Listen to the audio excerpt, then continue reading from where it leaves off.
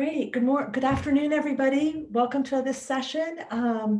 This session will be recorded, as with all the other sessions, and will be shared later on. Attendees are muted by the host.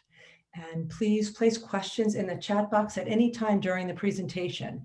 And our guest, Sarah, will have an opportunity to address questions at the end of the session.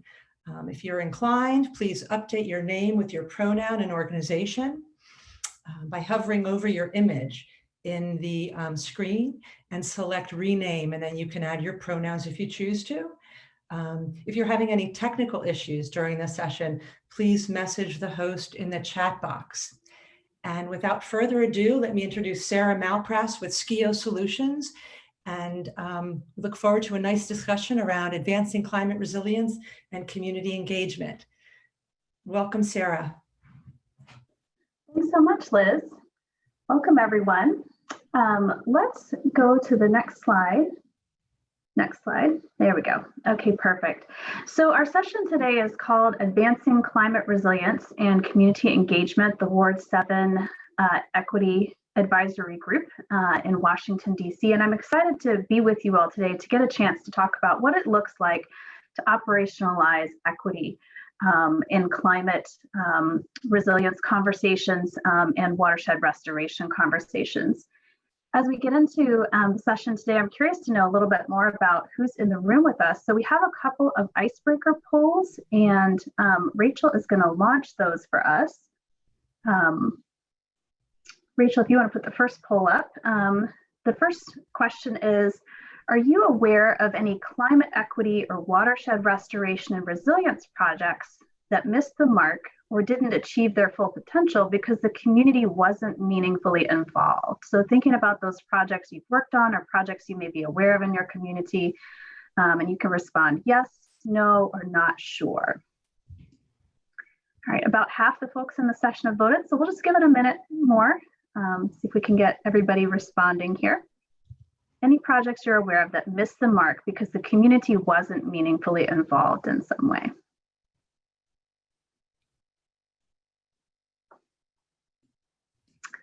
Okay, let's go ahead and close that one. Great, thanks.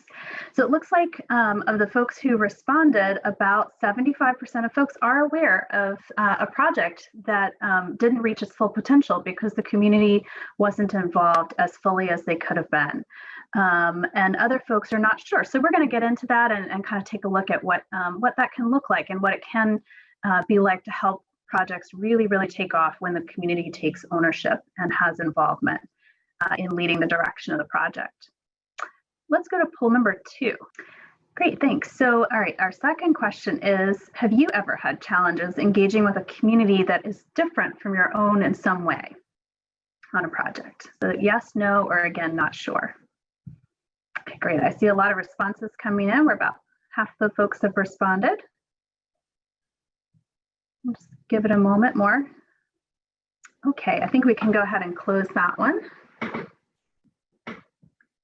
All right, and hopefully you can see the results on your screen. It looks like 83% of folks in the session today have had challenges in the past. And so we're going to have some opportunities to talk about those challenges in addition to the project experience that I'm going to share. We'll have some breakout groups as well as some Q&A. And I'm actually very excited to hear from you all what your experiences have been, both with challenges and with breakthrough moments you've had in moving projects forward.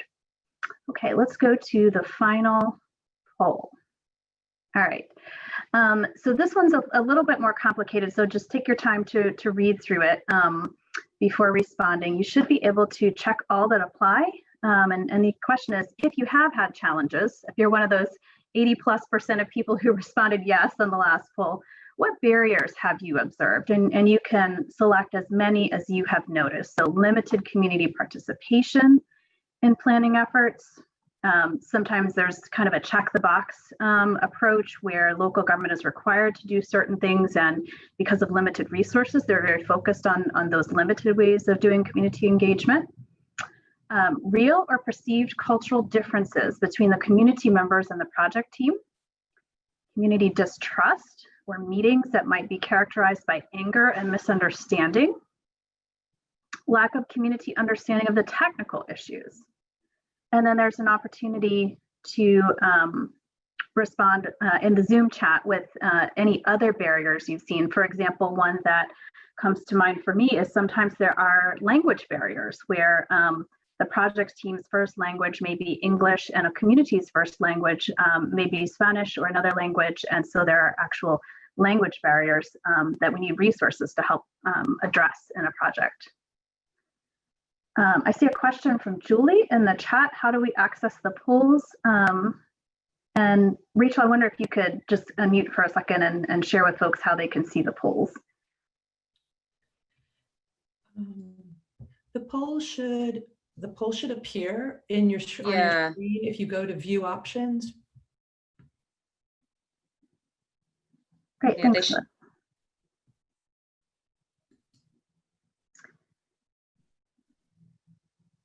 Okay, so we've got about 62% of folks responding. I'm going to give this just a minute more because this is a more complicated poll to respond to, but just check as many as you've seen. And if you have some other barriers that aren't listed there, please feel free to put them in the chat. I see a great response from Sarah Clark in the other category, which is she's seen a disconnect with organizations not having anti-gentrification organizing skills. And that can be a common concern from communities when investments or attention is being brought to their community for the first time in a long time, is what else comes along with this that we may not want. And certainly gentrification and displacement are common concerns in communities that have been underinvested or overlooked for a long time. Okay, so we can go ahead and close this poll. Thank you. All right, so the top response was 61% was real or perceived cultural differences between the community and the project team, but it looks like every single barrier that we listed here is one that many folks have experienced at one point or another in the work that they do. So thanks so much for sharing that. It's really great to get a sense of what experiences have been in the room, and I hope that as we get into the breakout groups that you'll have opportunities to dig in and share a little bit more about what your experiences have been and what you're hoping to get out of the session today. Okay, so we can go to the next slide.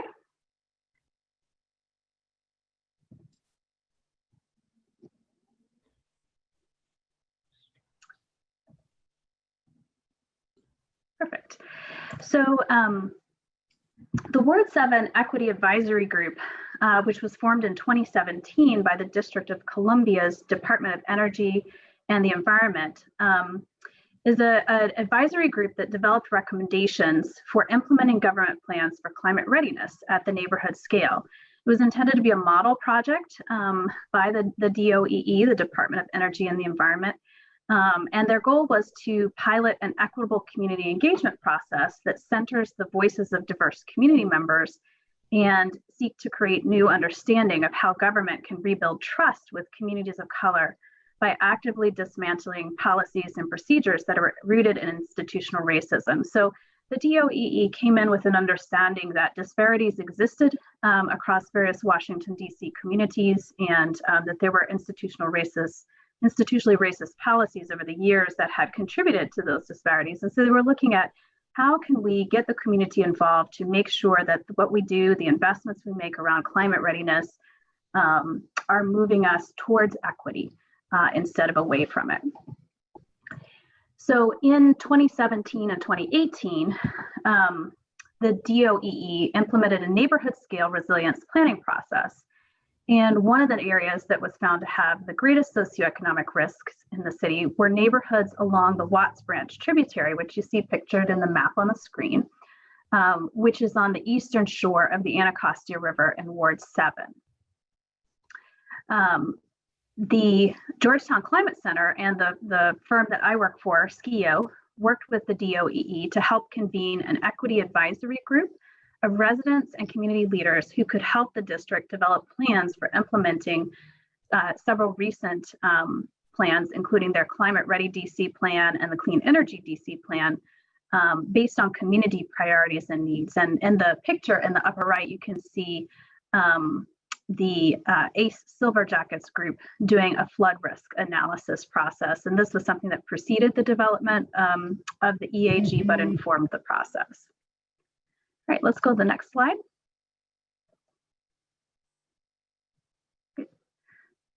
Thanks. So why was Ward 7 and the community around Watts Branch selected for this particular pilot? The neighborhoods along the Watts Branch tributary in far northeast Ward 7 were selected because these neighborhoods were found to face disproportionate risks of climate change impacts relative to other parts of DC. And this was based on both physical, environmental, and social factors, including employment and education levels, poverty rates, health factors, and age. In 2015 and 2016, Washington, D.C. conducted a vulnerability assessment, and they looked at two principal climate impacts: higher temperatures and flooding, both interior and coastal. And they also looked at overall socioeconomic factors that contribute to a community's sensitivity to these climate impacts. And so by all these metrics, the area around the Watts Branch tributary ranked highest in exposure and vulnerability.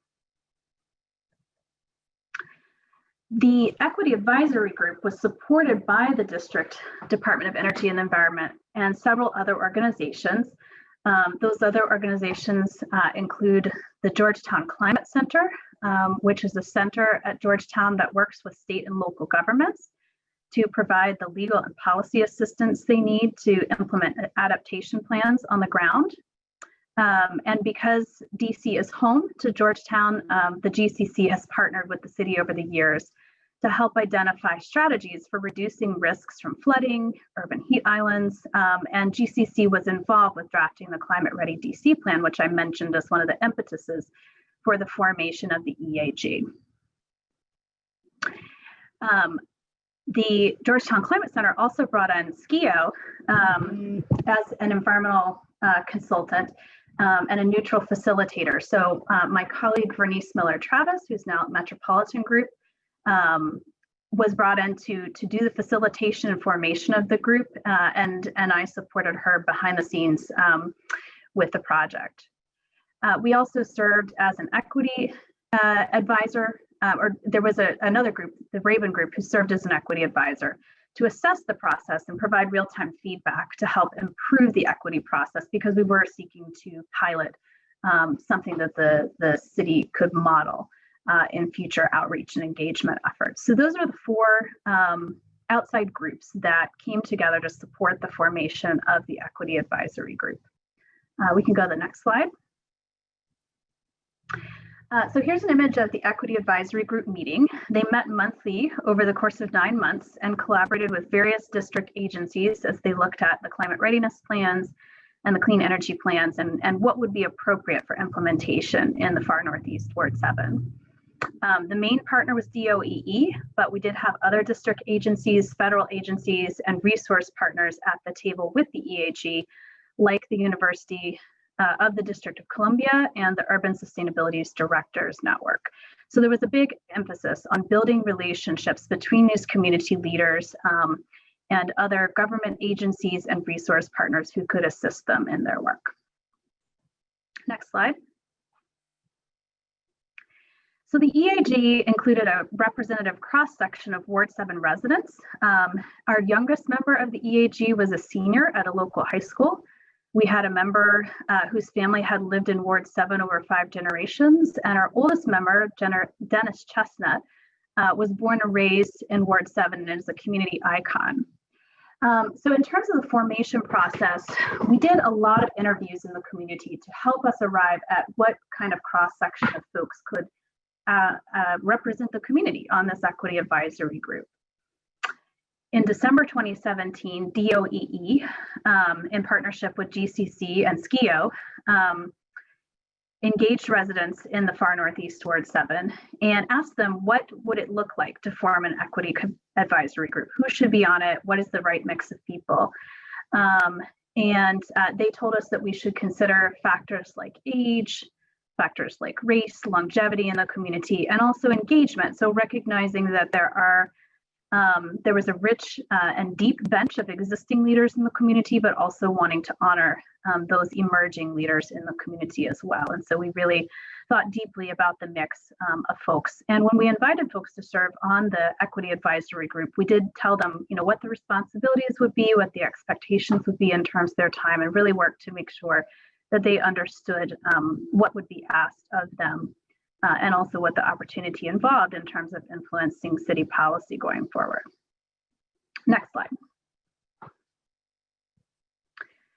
So the outreach to form the group took place in late 2017, and then from January to June 2018, the EAG met monthly to work together to develop recommendations on guidance for how to take action on climate change and related core concerns. And there was a real emphasis in thinking about how do we take action on these issues in ways that are equitable and supportive of the interests of the local community. So the EAG deliberated in earnest about how strategies could address core community needs, along with climate resilience and clean energy programs, and also create additional opportunities for Ward 7 residents. And importantly, I think the EAG process really demonstrated the value of gathering in-depth community input on feasibility and implementation. Next slide.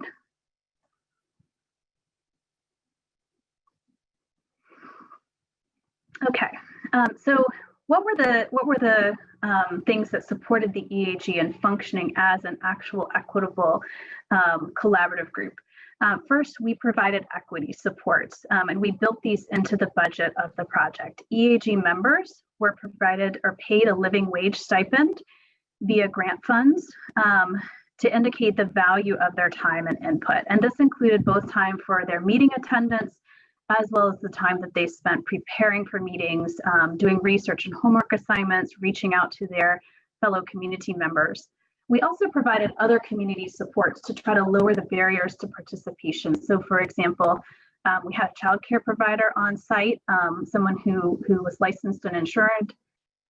We also had food at every meeting and made an effort to purchase those meals from businesses that were located in Ward 7, so that we're making sure not only to provide food at the meetings, but to use project funds to reinvest in the community. And we provided transportation support, so folks who might have trouble either because of time or expense getting to a meeting could submit a receipt, for example, from an Uber ride, and receive reimbursement for their transportation to the meeting. Next slide. At the beginning of the process, we took some steps to ensure that we were creating a shared space for learning. Many of the community leaders and the DOEE staff did not have prior relationships, although some did. But we worked really hard in the first several meetings to make sure that the community leaders on the EAG and the DOEE staff had a shared understanding of community history. So that included having a presentation from the Smithsonian Anacostia Community Museum, covering their perspective on the community's history. And we also did a history timelining exercise where we actually had members of the community create their own timeline of the history of the neighborhood and look at not only the ways in which the neighborhood has grown over time, but also the ways in which that growth has related to the physical environment of the neighborhood and the nearby water flows. So we also spent time making sure the community fully understood how the district priorities were outlined in the Climate Ready DC and Clean Energy DC plans. We wanted to really make sure that before we got into talking about implementation, that everyone understood what those plans entailed and had a chance to really think deeply about whether the priorities there were priorities that fit with their community and whether, what the implementation considerations might be. And then finally, we explored together how policies in these plans could be part of strategies that address other community priorities. So we recognize that when communities come to the table, they're bringing with them a whole host of felt needs and priorities related to housing. Gentrification was mentioned in the chat earlier, related to job opportunities, educational opportunities. And so we really spent time looking at where's the intersection between the Climate Ready DC and Clean Energy DC plans, and these other priorities that the community has for ensuring their longevity in DC long term. Next slide. Okay, so another key theme for us was making sure that we built capacity among the DOEE staff themselves. So in addition to the EAG meetings and the capacity building and shared learning that we did during the meetings, we actually designed a specific equity training for the DOEE staff so that they had a safe space to unpack institutional racism in land use policy and urban planning, and to understand and explore together how their day-to-day work could be a part of reversing the effects of some of those former policies, and also be a part of positively advancing equitable development with community leaders. And that training was really important for giving them a space to begin to get comfortable talking about race and place, inequity, and what their role is as current staff in the city government for moving equitable development policies forward. Next slide. Practicing radical transparency. This one was really important, and one that a need that arose at the very beginning from the first meeting with the EAG. We heard that EAG members were not happy at the beginning of the formation of the process because their perception was that they had not been included in the dozens of community outreach sessions that DOEE conducted across DC when they were in the process of developing the Climate Ready and Clean Energy DC plans. So the EAG members, while they were excited to be asked to be a part of the EAG, were concerned because they felt that the EAG was coming together to talk about implementation after these plans were developed, instead of really intentionally engaging the community members in the development of the plans themselves. And so we had to have some very frank conversations about what the process for putting those plans together was, and how we got to where we were now with wanting to have the Equity Advisory Group guide implementation.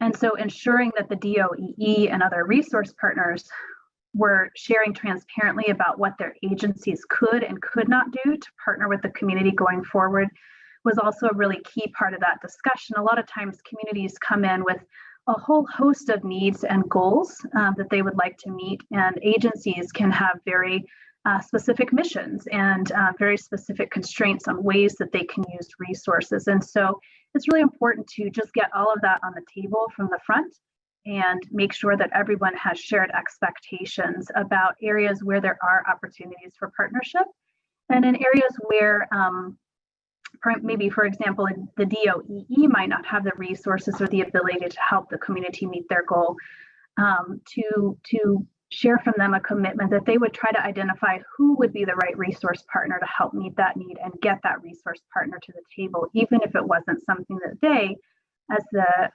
Department of Energy and Environment, could address themselves. Next slide.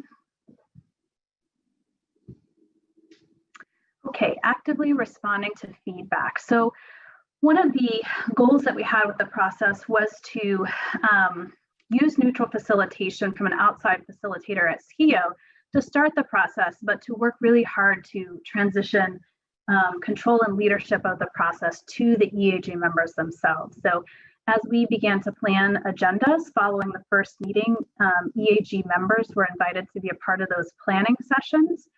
And we also worked to make sure that EAG members had opportunities to co-facilitate meetings and participate in setting the agenda. We also had a evaluation conducted by the Raven Group halfway through the process, so the EAG members could anonymously share their feedback, and we had an opportunity to reflect on that feedback and do some course correction as needed. And that feedback actually led to a higher level of involvement with EAG control of the agendas going forward about midway through the process. Next slide.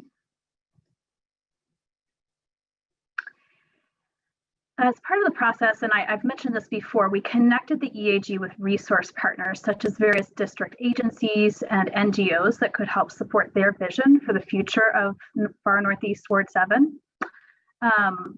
we envisioned that it would be worthwhile to collaborate with these partners at various points throughout the process, but ultimately we took direction from the EAG members to figure out when to bring them in. One of the things that was really important was to make sure that the EAG knew that part of the role of city government would be to connect them to the right resource partners to help support implementation, but to make sure that we kept them in the driver's seat, offering the resources that they selected and prioritizing, because as with any project, we did have limited time, prioritizing the conversations and the relationship building that they wanted to have. Next slide. Okay, so over the course of the 6 months, the EAG honed in on 3 recommendations that address community priorities, including creating neighborhood scale resilience hubs to help enhance community access to emergency services and reliable power, integrated workforce development programs to build job opportunities in clean energy and resilience jobs, and also expanding workforce opportunities for youth. So we at the beginning of the process, we asked EAG members to identify what did they think that the priorities should be for the future of their community. And as you can imagine, we ended up with a very lengthy list, and then we had to go through a prioritization process to say, okay, that if these are the goals for the future of the community, which ones do we think we can meet or help elevate through this planning process? And these were the 3 that rose to the top. So a big focus on job development, job access, workforce development, as well as these neighborhood scale resilience hubs to make sure that as the climate changes, the community has the resources that they need to meet the moment. Okay, so at this point, let's go to the next slide. I'll do one more slide and then we'll go to our breakout groups. Okay, so as the EAG honed in on these 3 priorities, they also developed detailed recommendations for how the district could advance climate resilience and sustainability goals in ways that would meet the community priorities. So they wanted to be able to address challenges with high unemployment rates in the community, as well as lack of access to emergency services. And what you can see on the slide is an example image pulled out of the final report that captures some of the recommendations that the EAG developed. Next slide. Oh, back one. Yeah, perfect. Thank you. Okay.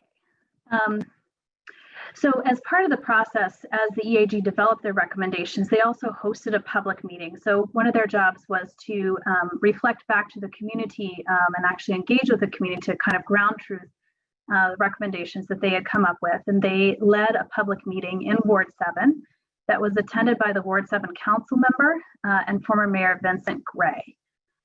And the Georgetown Climate Center also worked with DOEE as the EAG was focused on the public meeting to develop a guide for community-centered engagement.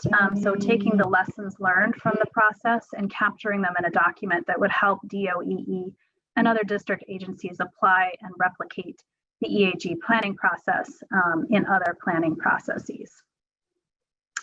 Next slide. Okay, so we're gonna pause here and go to some breakout groups.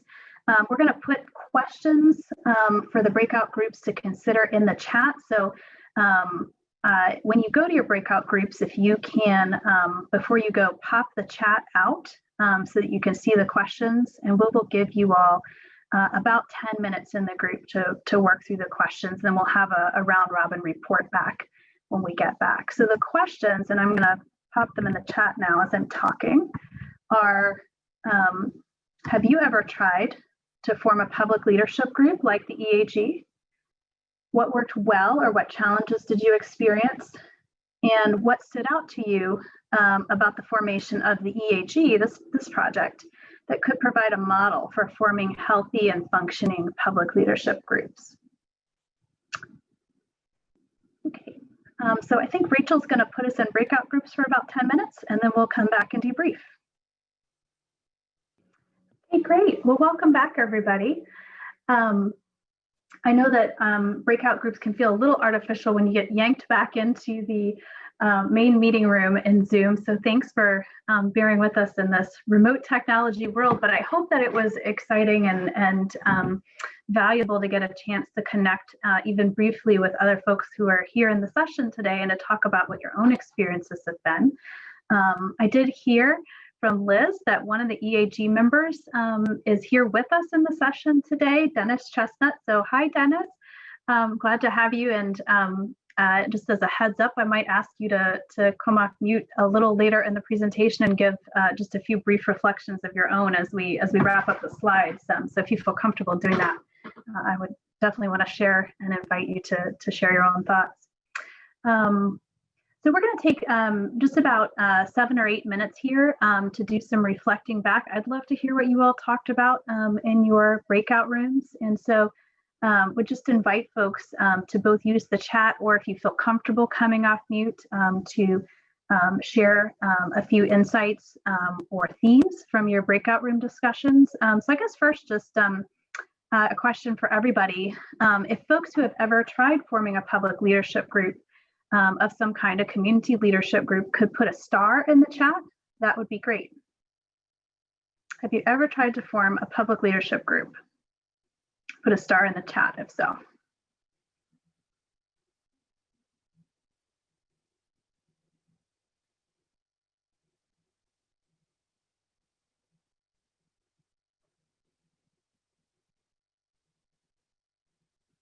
Okay, I'm not seeing any stars appearing in the chat. Oh, here's a couple coming in.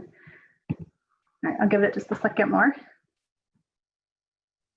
Okay, we have somebody who's at the start of forming one in Albemarle County. That's great.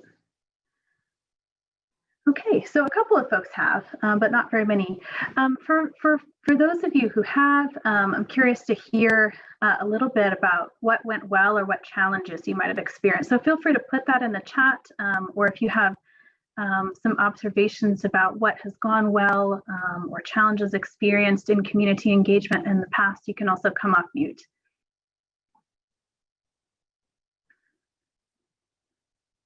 We'll just give folks a minute here to think and type into the chat or to collect their thoughts to share with the group.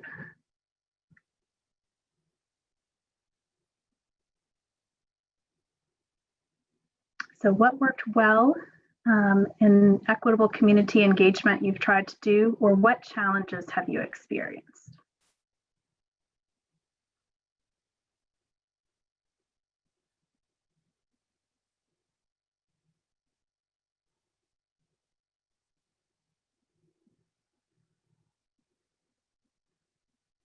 Okay, I see an answer in the chat, listening.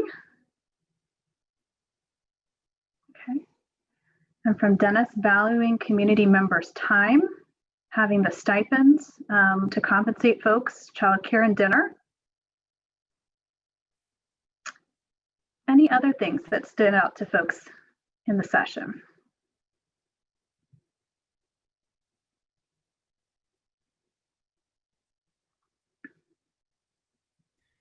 Okay, and we can expand the question to what stands out to you as you think about the example we shared with the EAG. What tools or tips might you all look to as a model for forming a healthy, functioning public leadership group?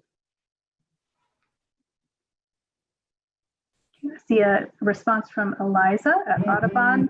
They invested in a 360-degree conference room camera to allow people at remote geographies to more easily participate, even when the rest of the group was in person.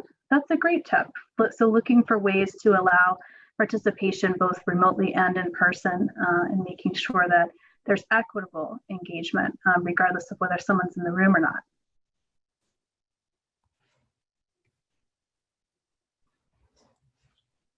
Any other reflections or ideas from the breakout groups?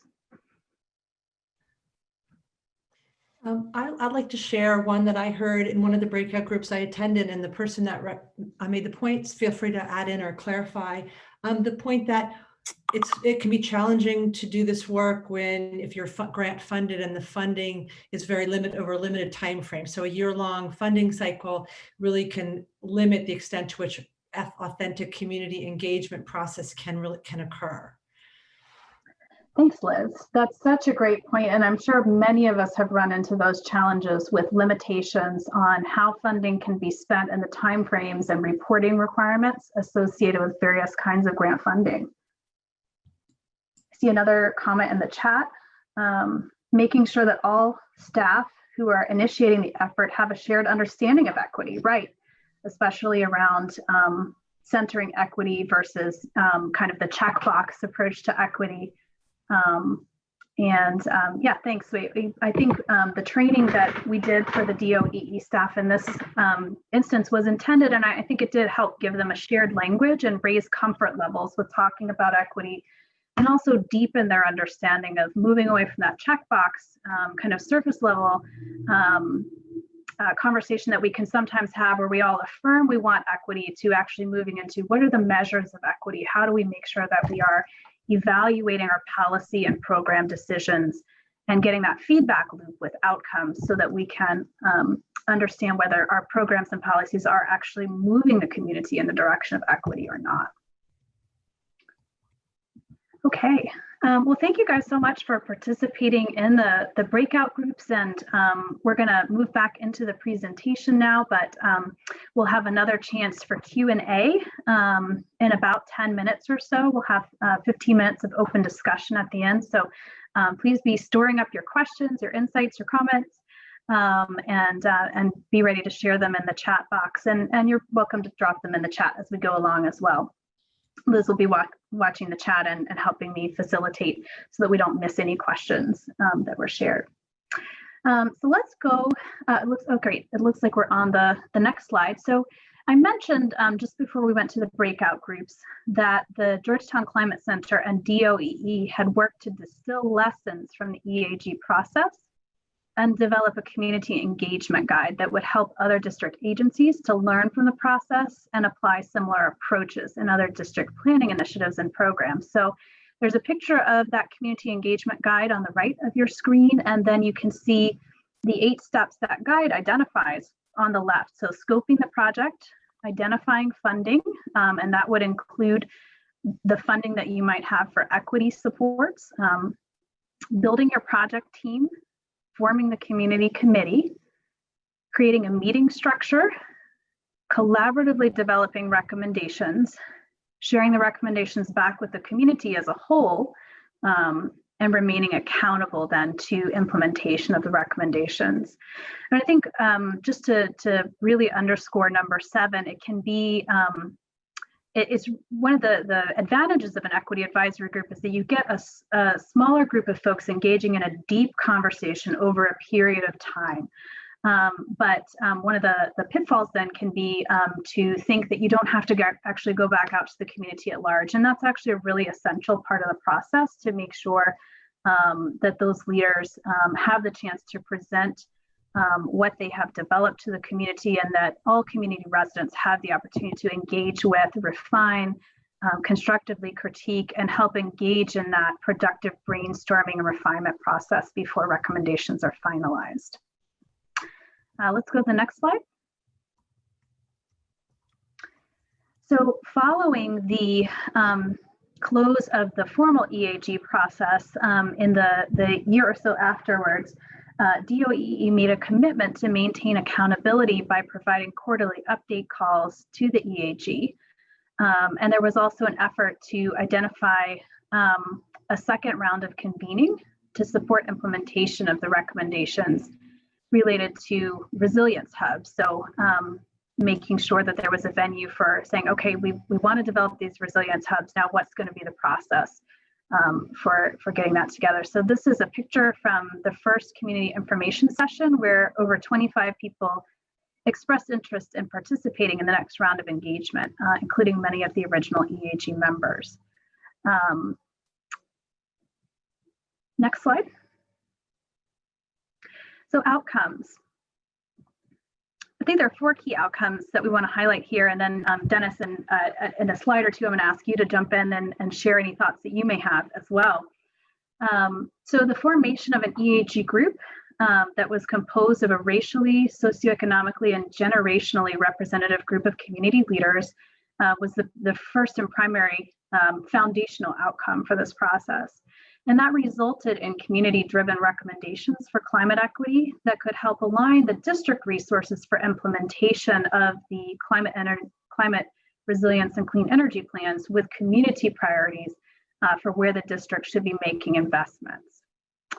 Number 3, the group developed a new model for equitable community engagement in district policies and programs, including specific equity supports that helped decrease the barriers to participation and therefore increase effective engagement from community residents who might otherwise not have been able to participate in the process, either because of time commitments or other barriers to participation. Also, an expanded dialogue within the local government around institutional racism and opportunities to directly address and dismantle it. And I think that's critical. You know, I think for a long time in this country have talked around the reason that some of the disparities that we have today exist in our communities. And we're just getting to a point now over the last maybe 5 to 10 years where we are beginning to learn how to talk more effectively and more comfortably with each other, even hanging in there in conversations that can be uncomfortable, but just getting comfortable with that discomfort and beginning to be specific about what it means that we've had these policies and government-led investments that have resulted in disparities, and the hopefulness that if policies and programs from the government were contributed to creating these disparities, that they can also contribute to dismantling it, right? So it can be a hopeful conversation even as we're honest about our history. Next slide. All right, so the final takeaway from the EAG process was that local government needs to ensure that they are accountable and acting on the recommendations developed by the community committee.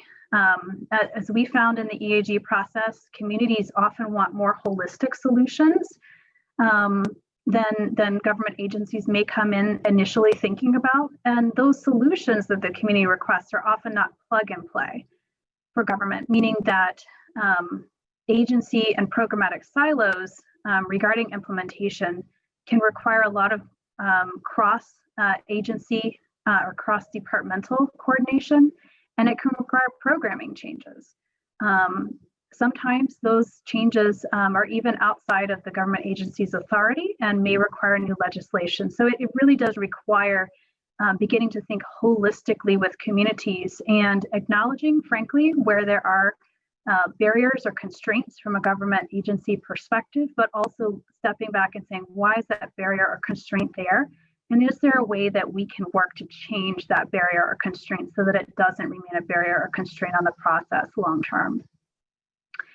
And then just to recap the strategies for success that we piloted with the EAG, providing those equity supports, creating spaces to learn together, and that means for the community and agency staff to learn together, building the capacity among agency staff to be able to talk effectively about equity and institutional racism, practicing radical transparency in conversations between the community and agency staff, actively responding to feedback throughout the process. So sometimes some of the jargon we might use for that is adaptive management, right? Adaptive project management.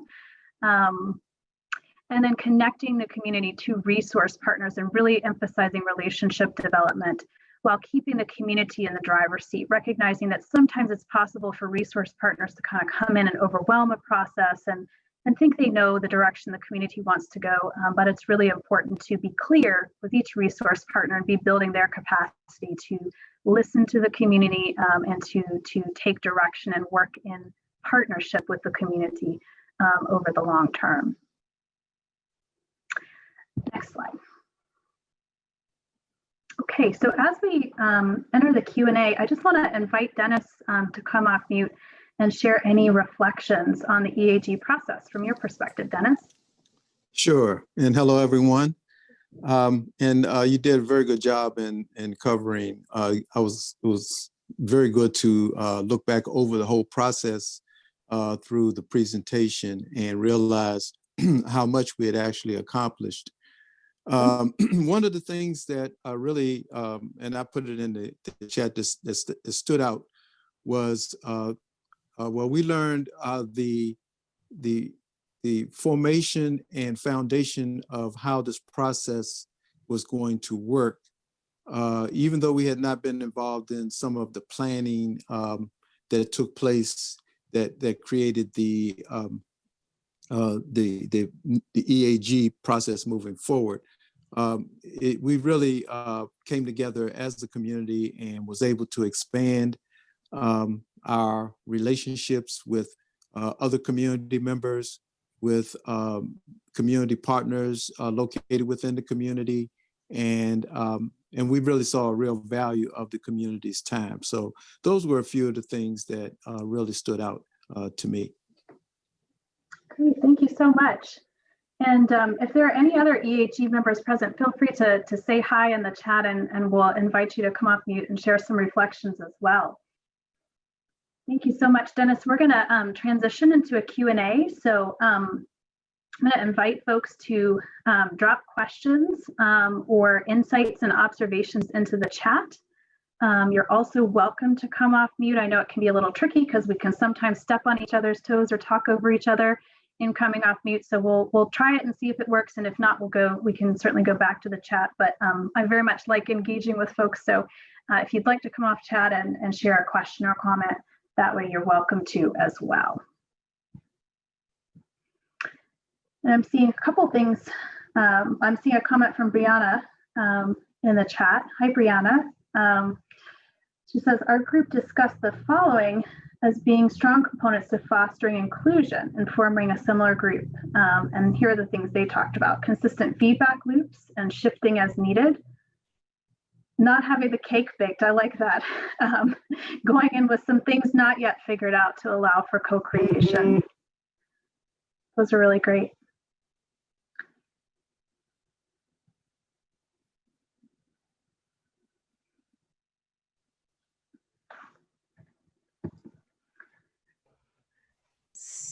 Sarah, I just wanted to share, this is Liz, I just wanted to share some thoughts about, well, this concept of radical transparency. Maybe all attendees now feel conversant in that concept, but would you mind just touching on that just a minute longer, expanding on it? Thank you. Sure.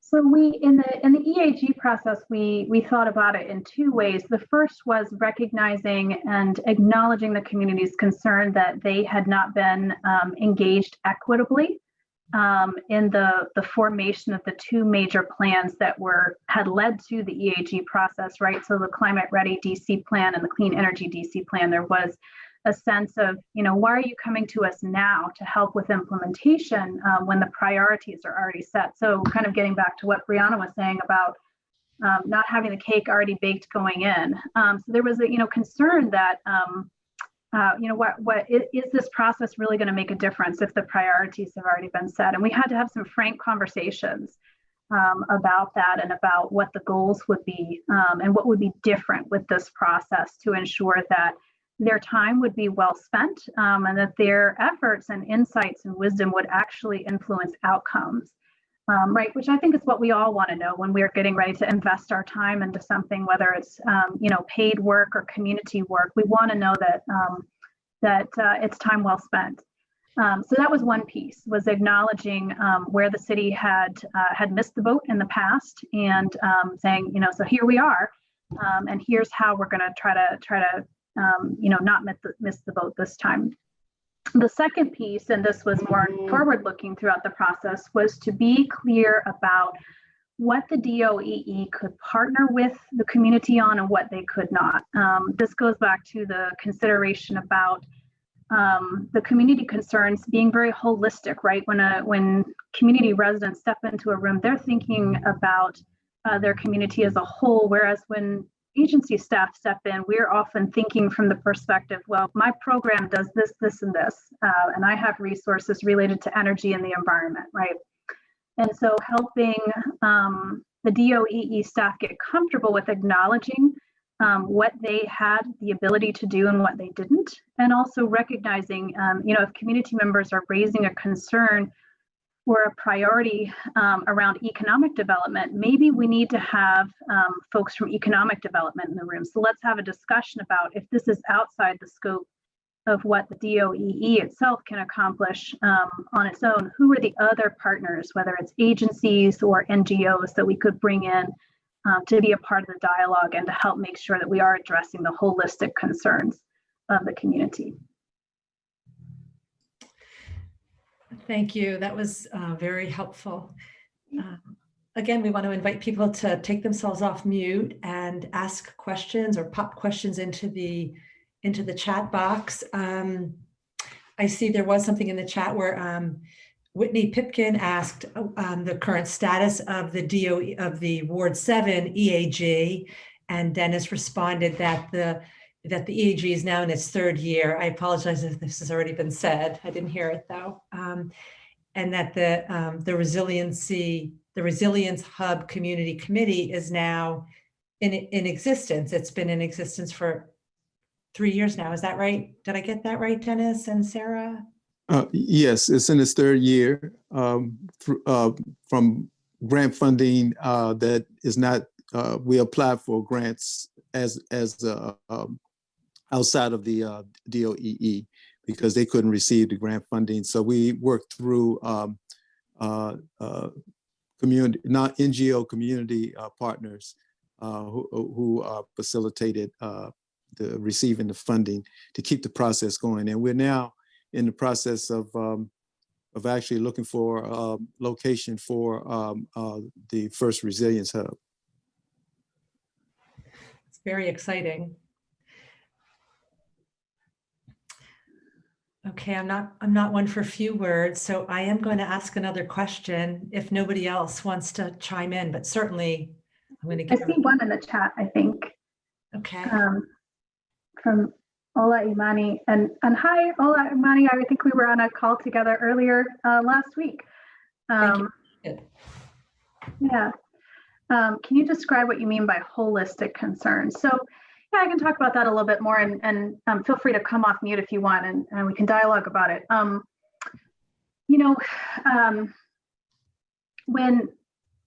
When community members are thinking about what the needs and priorities are in their community to ensure the longevity of the community,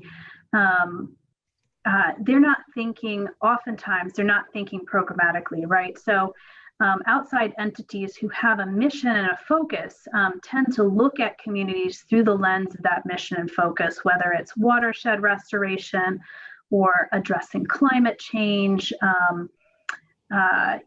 or maybe it's a parks department coming in and looking through the lens of parks and public access to green space, right? But community members are experiencing the community in all of its fullness every day. And so when we first did the priorities and asked the EAG members what their priorities were, we got a whole range of priorities that extended beyond kind of a narrow focus on climate concerns, and that touched on workforce development, access to jobs, stability in the community, both for renters and for homeowners, right? So this is a community that, where there has been, as I understand it, less gentrification than some other DC communities, but certainly the community sees it coming, right? There are other communities that they can look at and see the displacement having happened or actively in process. And so a concern about that. And so that's what I mean by holistic concerns, is that they are looking at it from a lens of what it means to live in a community as a whole person.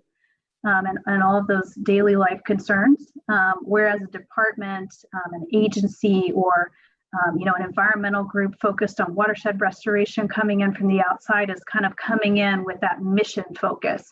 And so we have to look for the nexus between the ways in which the community is languaging their ideas, their concerns, their goals and priorities, and then the resources that an outside group may want to bring to the table, and look for the nexus between those resources and the constraints on those resources, and how those resources can be leveraged to creatively meet community needs while sticking within, ultimately the mission or the constraints on those resources, whether it's grant or government agency funds.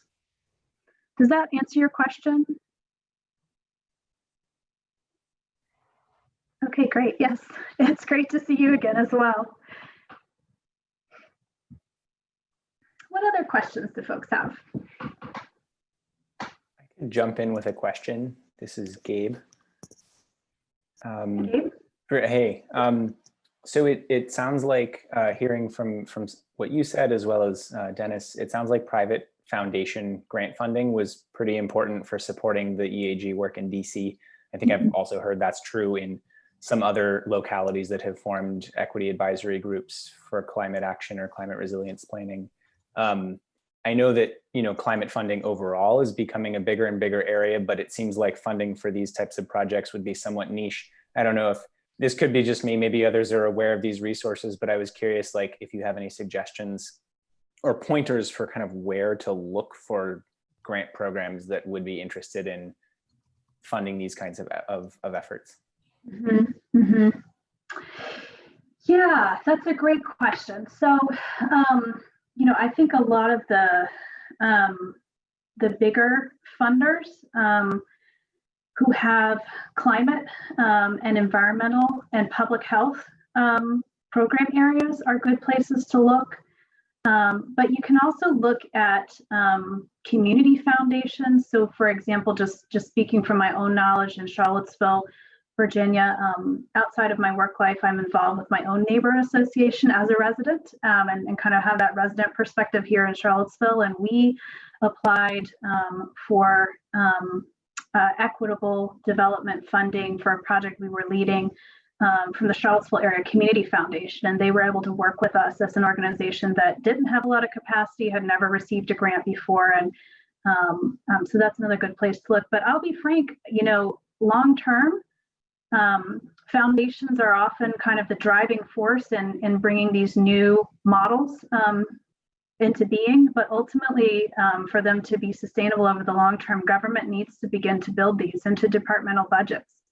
And so I think when you think about it from that perspective, it's a matter of looking at models like this one with the Department of Energy and the Environment, thinking about who your local government sees as its peers, as its peer institutions, and being able to point to how its peer institutions have used these models to achieve their missions more effectively, right? Because we have to use the language that government uses around resources in order to advocate for getting these kinds of resources built in. And so why is it important to compensate people for their time? How does that ensure that the decisions that get made are better and more sustainable over the long term, and how ultimately, hopefully, does that either become a good investment or ultimately save the city or county money over the long term. Thanks for that. Yeah, thanks for that question. It's a great question. That was very. I think Dennis put in the chat, public-private partnerships are also very useful. It's already the taxpayers' money, right?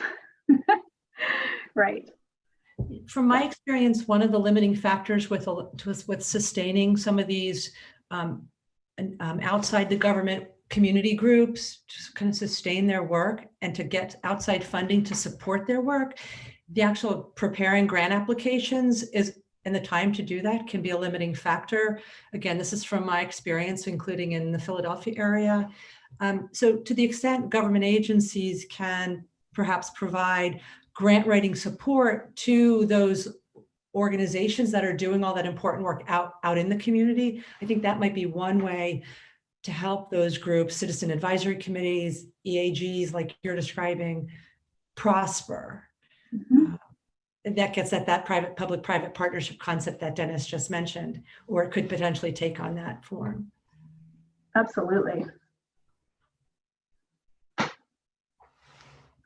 In the case of DOEE, does DOEE have the capacity or interest in helping organizations like the Ward 7 EAG prepare grant applications, or did the Ward 7 EAG do it independently? No, they did provide technical support. They were very helpful in that, and also in applying for grants, having the relationship with the Department of Energy and Environment was very credible in being helpful, having that relationship and partnership. So that helped as well. But yes, they were they did provide some technical assistance to the process. And as I said, we developed a relationship with a community partner who became the recipient of the grant. And that relationship was built into our work as well. Thank you, Dennis, for restating that. And that's a nice, really nice model. Yeah.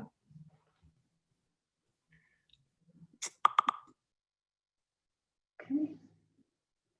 Well, I think we're right at time and just have a few minutes left to wrap up. Dennis, I just really want to extend a deep thank you for being willing to let me put you on the spot and update us on where the project is now and how the EAG has transformed and is continuing the work. So thank you so much for being willing to give voice to that in this session. And thank you to everybody who submitted questions and comments via the chat or came off mute to share. Want to just go to the next slide. Oh, we've got it real quick. So I just want to acknowledge that there were many folks involved in supporting the original formation of the EAG and share their contact information with you all. So that as you have questions, you can either direct them to myself or any of the many other staff who ultimately supported that process. So Vernice Miller-Travis was the neutral facilitator for the group as they formed, and she was at Skeo at the time, but I've provided her updated contact information there. Jessica Granis, if you are interested in understanding how the Georgetown Climate Center can support work you're doing in your community, she would be the great contact there. And then Everett Bradford was the EAG process lead at the DOEE, and Melissa Diaz started out at the Georgetown Climate Center, but I believe is now at DOEE and has been supporting the process that Dennis mentioned with the Resilience Hub Community Committee. So their contact information is there, and just want to also acknowledge that Melissa Diaz also contributed towards the original presentation that this one was adapted from. So with that, I just want to thank everybody and certainly would invite you to be in touch with me or with any of the other members of the project team if you have follow-up questions. Thank you so much, Sarah, for that really enlightening, very excellent presentation. Thank you, everybody, for joining and being active participants.